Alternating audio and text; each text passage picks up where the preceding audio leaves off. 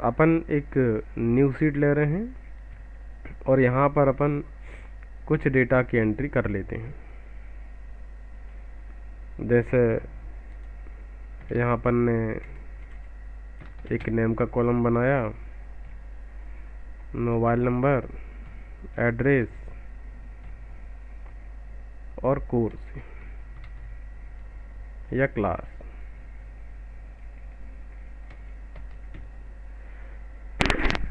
माना कि आप किसी स्कूल में जॉब करने लगे हैं या किसी कॉलेज में जॉब करने लगे हैं। स्कूल में या कॉलेज में जॉब करते समय जब स्टार्टिंग में जब एडमिशन होते हैं, उसके लिए आप जब एंट्री करते हैं तब आप इस तरह से कॉलम बनाकर एंट्री कर सकते हैं, या फिर इंक्वायरी के लिए आप एंट्री करते हैं उस समय भी आप इस तरह से कुछ ज़रूरी कॉलम बना सकते हैं। इससे ज़्यादा भी आपको बनाना हो तो वो भी आप बना सकते हैं। सबसे पहले अपन एक सीरियल नंबर के लिए कॉलम भी बना लेते हैं, और आप चाहें तो डेट का कॉलम भी बना सकते हैं ताकि ये पता रहे कि किस डेट को आपने एडमिशन किया है। अपन कॉलम को अपने हिसाब से उसके स्पेस को एडजस्ट कर सकते हैं। ड्रैग कर क्लिक को दबाएंगे और माउस को ड्रैग करेंगे तो ये अपन ने एक डेट का कॉलम भी बना दिया है। यहाँ अपन डेट लिख दिया करेंगे।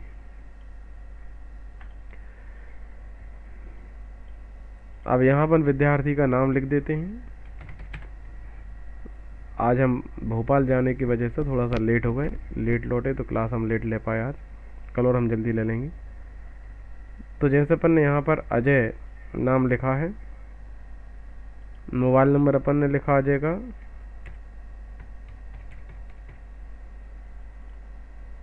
एड्रेस अपन ने लिखा, पूरा विस्तार सब एड्रेस लिख सकते हैं। क्लास अपन एक कोर्स का नाम लिख सकते हैं, जो भी क्लास में विद्यार्थी एडमिशन लिया हो। जैसे आप माना कि स्कूल में जॉब करते हैं, स्कूल में जॉब करते हैं तो फिर आप माना कि 9th क्लास का विद्यार्थी है तो आपने 9th लिख दिया। अपन अलग अलग क्लास के विद्यार्थियों का प्रवेश लेते समय एंट्री कर सकते हैं, और हम आवश्यकता पड़ने पर जिस क्लास का डेटा देखना चाहें उस क्लास का डेटा फिल्टर के द्वारा बड़ी आसानी से देख सकते हैं। अब कैसे देखेंगे वो अपन थोड़ी सी एंट्री करने के बाद समझ पाएंगे। पहले हम कुछ विद्यार्थियों की यहाँ पर एंट्री कर देते हैं, फिर आपको समझ में आएगा। तो यहाँ अपन ने कुछ और विद्यार्थियों की एंट्री कर दी। अब इन विद्यार्थियों में जैसे अगले का नाम विजय है, फिर मोहन नाम है, अपन नाम लिख रहे हैं।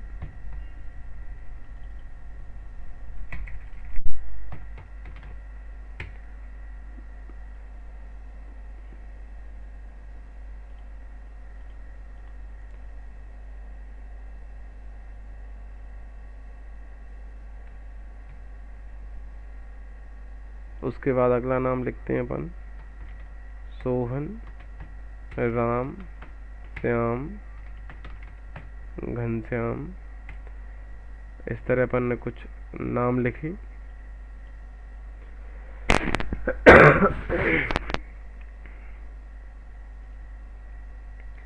अब इन सब का नाम माना कि अजय है, तीनों का नाम एक ही है।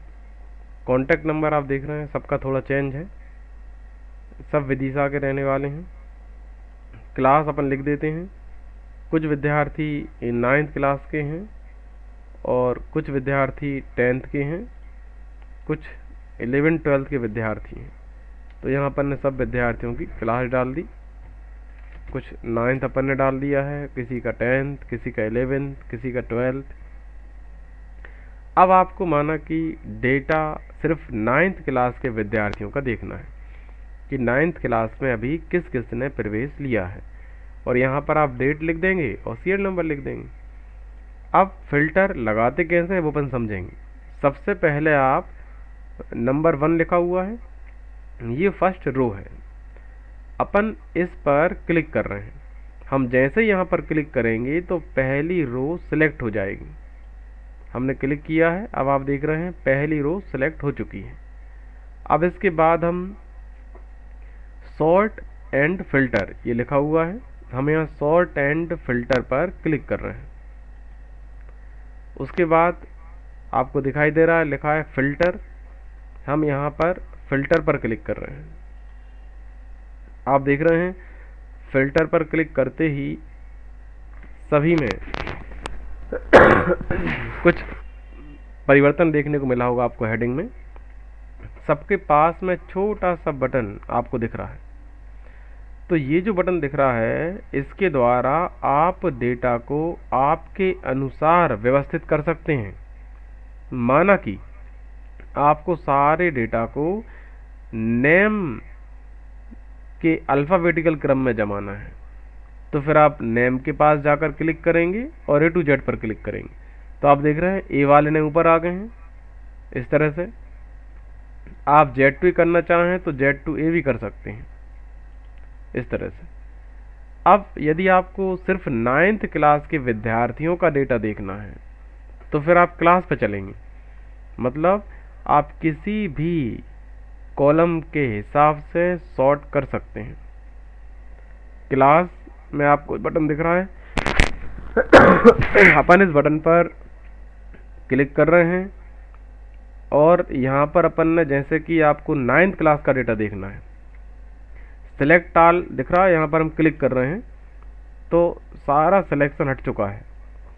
अब सिर्फ 9th क्लास या जिस क्लास का भी हमें डेटा देखना है, हम उस क्लास के सामने चेक बॉक्स पर क्लिक करेंगे और जैसे ही ओके करेंगे तो सिर्फ उस क्लास का डेटा हमें दिखाई देगा जिसका हम देखना चाह रहे हैं। बाकी सभी क्लास का डेटा हमें यहाँ पर अब दिखाई नहीं देगा। हम प्रिंट आउट यदि निकालना चाहते हैं क्लास वाइज तो हम बड़ी आसानी से प्रिंट आउट निकाल सकते हैं। अब माने कि हमें 8th क्लास के विद्यार्थियों का डेटा देखना है, फिर अपन इस बटन पर क्लिक करेंगे। अपन ने 8th क्लास में किसी की एडिशन की नहीं है तो अपन 10th क्लास का देख लेते हैं। अपन अब 9th के सामने चेक बॉक्स से क्लिक हटा रहे हैं और हमें 10th क्लास का डेटा देखना है। हम इसलिए 10th क्लास के सामने चेक बॉक्स पर क्लिक कर रहे हैं और ओके कर रहे हैं। अब आप देख रहे हैं 10th क्लास में 2 विद्यार्थी एडिशन अभी हो चुके हैं।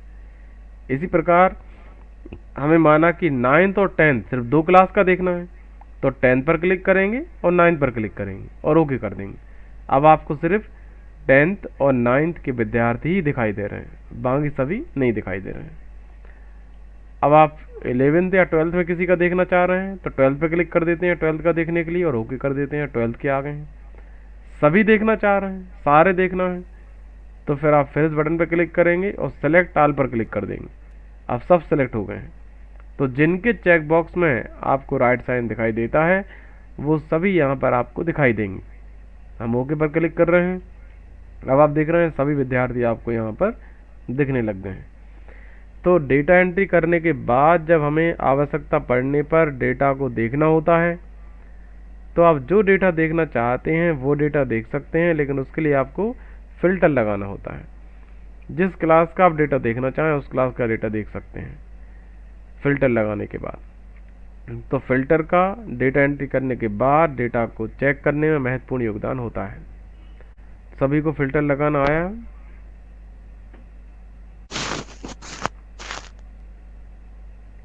किसको नहीं आया? सभी को आ गया ना? ठीक है। अब अपन हम आप क्लास का वीडियो भेज देंगे।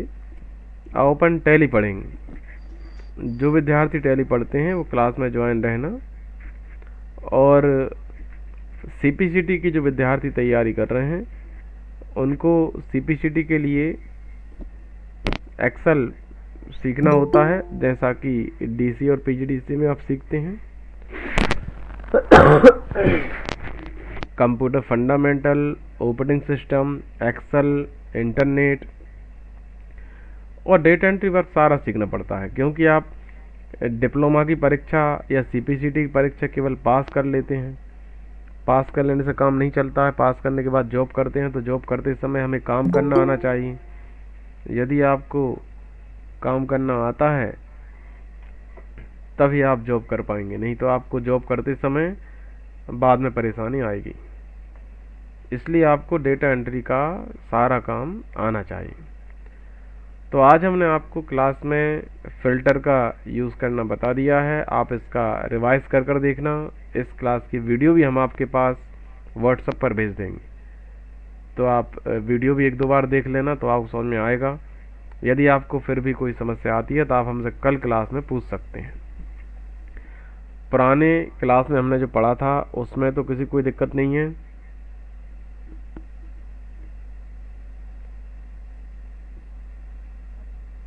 किसी कुछ पूछना है पुराने क्लास में से?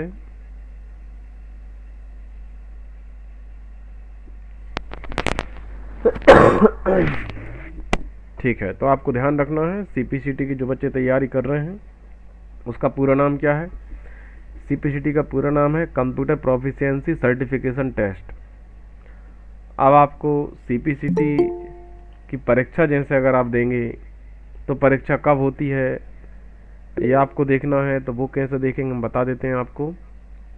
इसके लिए आपको सबसे पहले तो एक न्यू टैब ओपन कर हम यहाँ पर गूगल पर पहुँच रहे हैं और स्टार्टिंग से आपको बता रहे हैं। अपन यहाँ टाइप करेंगे सीपीसीटी होम पर क्लिक करेंगे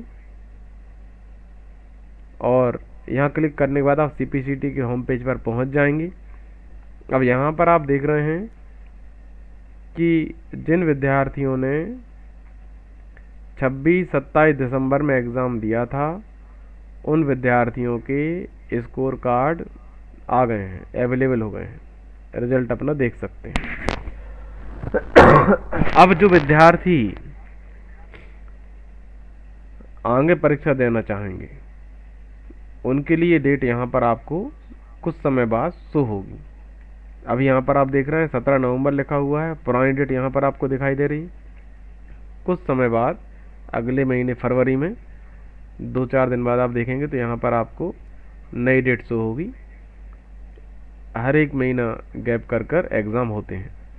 किस तरह से इसका टाइम टेबल होता है परीक्षा का वो आपको देखना है, तो आप वो भी एग्ज़ाम कैलेंडर में देख सकते हैं। जैसे यहाँ पर आप देख रहे हैं फ़िलहाल में 4 बार एग्ज़ाम हो पा रहे हैं एक साल में।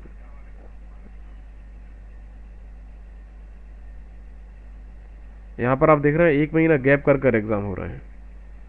जैसे कि अगस्त में एग्ज़ाम हुए 8 अगस्त 7 अगस्त को, फिर सितंबर का महीना आप छोड़ देंगे, अक्टूबर में फिर एग्ज़ाम हुए 17 और 16 अक्टूबर को, फिर नवंबर का महीना आप छोड़ेंगे, दिसंबर फिर एग्ज़ाम होंगे। तैयारी आपकी जब हो जाए तब आप एग्ज़ाम दे सकते हैं, क्योंकि एग्ज़ाम देने के लिए आपको पर्याप्त समय मिल जाता है। 1 महीना गैप कर एग्ज़ाम होते रहते हैं।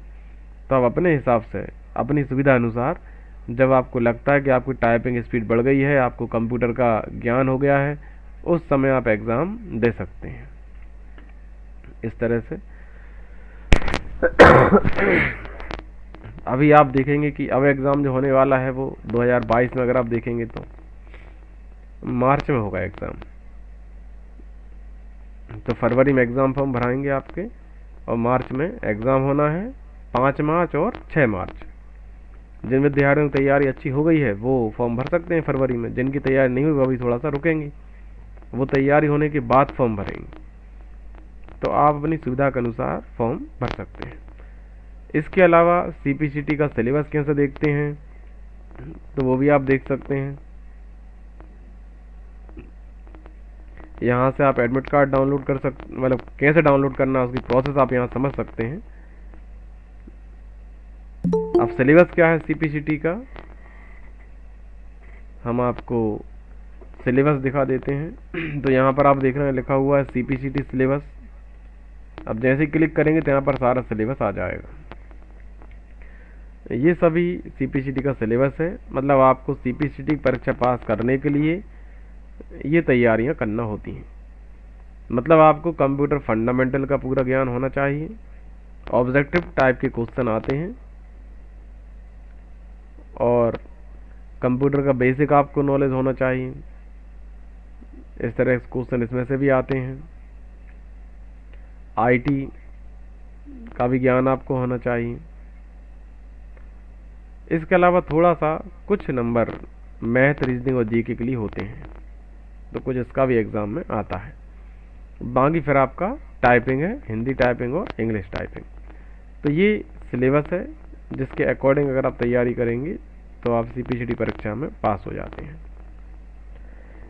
कंप्यूटर डिप्लोमा के साथ आप सीपीसीटी तैयारी फ्री कर सकते हैं। जो विद्यार्थी डीसीए पीजीडीसी कर रहे हैं उन सभी के लिए सीपीसीटी की तैयारी के लिए सारे क्लास के वीडियोस भी हम भेजेंगे और बुक्स भी हम देंगे। बुक्स भी हमसे ले सकते हैं और क्लास ऑनलाइन ऑफलाइन ले सकते हैं। 13,500 रुपये फीस रहती है विद्यार्थियों की, जिसमें ये कंप्लीट तैयारी आप कर सकते हैं। तो ये आपका सिलेबस हमने बता दिया आपको। एग्ज़ाम कब कब होते हैं वो भी हमने आपको बता दिया है। अगर आप देखना चाहते हैं पुराने पेपर कैसे आए तो आप यहाँ से पुराने पेपर देख सकते हैं अपनी तैयारी के लिए। तो देखो अपन ने कहाँ क्लिक किया था, फिर से बताते हैं। ये लिखा हुआ है प्रीवियस एग्जाम क्वेश्चन पेपर, आप यहाँ क्लिक करेंगे। क्लिक करने के बाद फिर यहाँ पर आप देख रहे हैं कब का पेपर देखना है आपको। जनवरी, दिसंबर, ये सारे पेपर हैं ओल्ड, 2019 के हैं, 18 के हैं, 17 के हैं, 16 के हैं, सभी पेपर यहाँ पर हैं। माना कि आपको जनवरी 2022 का पेपर देखना है तो फिर आप यहाँ पर क्वेश्चन पेपर जो लिंक है यहाँ पर आप क्लिक कर लेंगे और यहाँ पर आप ओपन कर देंगे। तो यहाँ से आप देख सकते हैं किस तरह के क्वेश्चन एग्ज़ाम में आए थे। ये डाउनलोड होगा, डाउनलोड होने के बाद ओपन हो जाएगा। तो यहाँ से आप पेपर भी देख लेंगे। अभी आपका क्वेश्चन पेपर डाउनलोड होने वाला है, पीडीएफ में ये डाउनलोड होगा, पीडीएफ फॉर्मेट में। थोड़ी सी देर में डाउनलोड हो जाएगा। ये 10 सेकंड का समय इसमें और लगेगा डाउनलोड होने में। अभी फिर हम आपको बताते हैं किस तरह का पेपर आपका आता है। इसी प्रकार आप किसी भी डेट का यहाँ से क्लिक कर कर एग्ज़ाम पेपर डाउनलोड कर सकते हैं पुराने।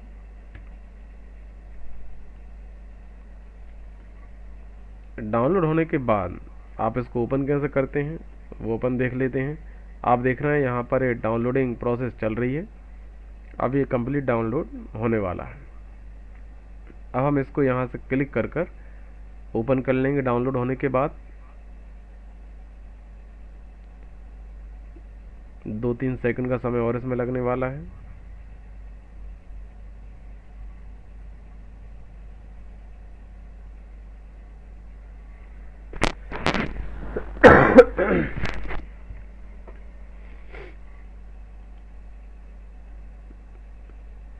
ये क्या है कि 1.5 MB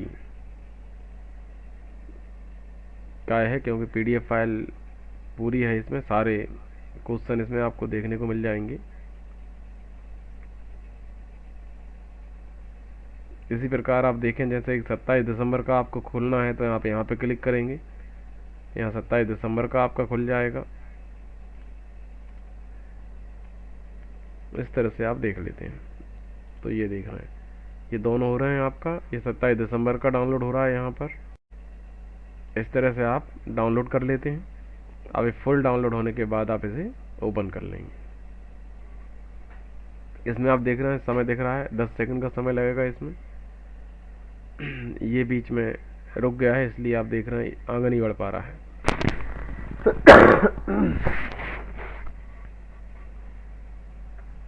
तो ओल्ड पेपर आप कैसे देखेंगे, सीपीसीटी का पूरा नाम क्या है। अब देखो ये आपका डाउनलोड हो चुका है। अपन यहाँ पर क्लिक कर रहे हैं। क्लिक करने के बाद ये ओपन कैसे करेंगे वो हम बता देते हैं आपको। यहाँ पर ये आप देख रहे हैं इस तरह से आएगा। आप डबल क्लिक करेंगे। अब आप देख रहे हैं यहाँ पर 27 तारीख के 27 दिसंबर वाले पेपर यहाँ पर आए हुए हैं।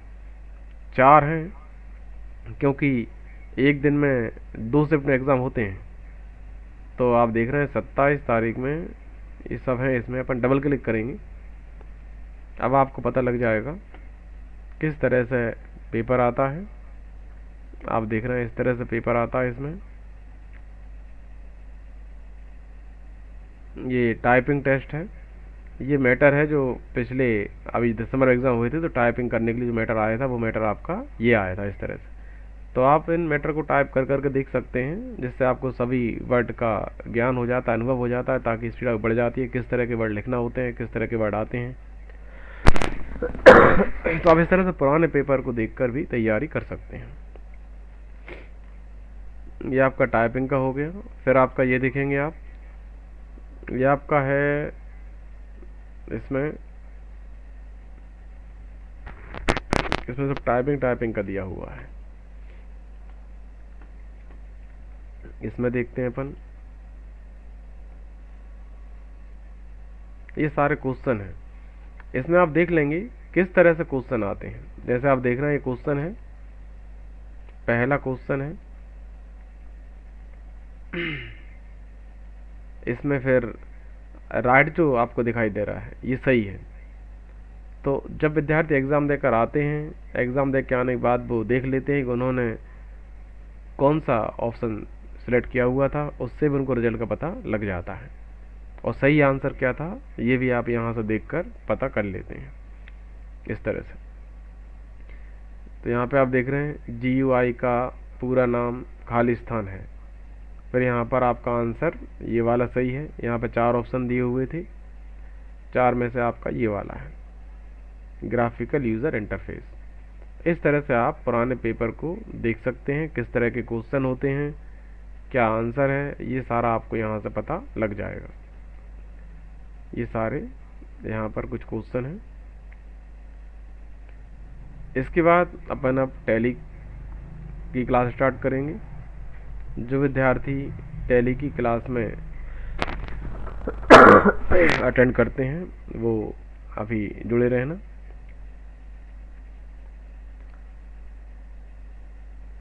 अपन ने पिछली क्लास में टैली में क्या पढ़ा था, किसी को याद है?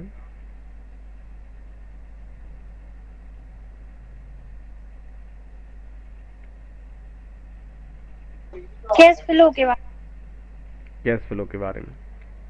कैश फ्लो मतलब कितना कैश आया, कितना कैश गया, कितना कैश बचा। तो कैश फ्लो सभी को समझ में आ गया था।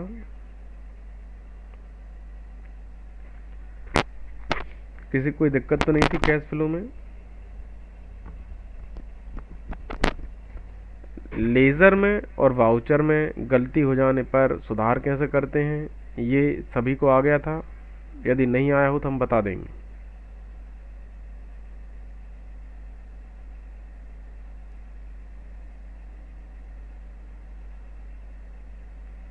सबको आ गया था?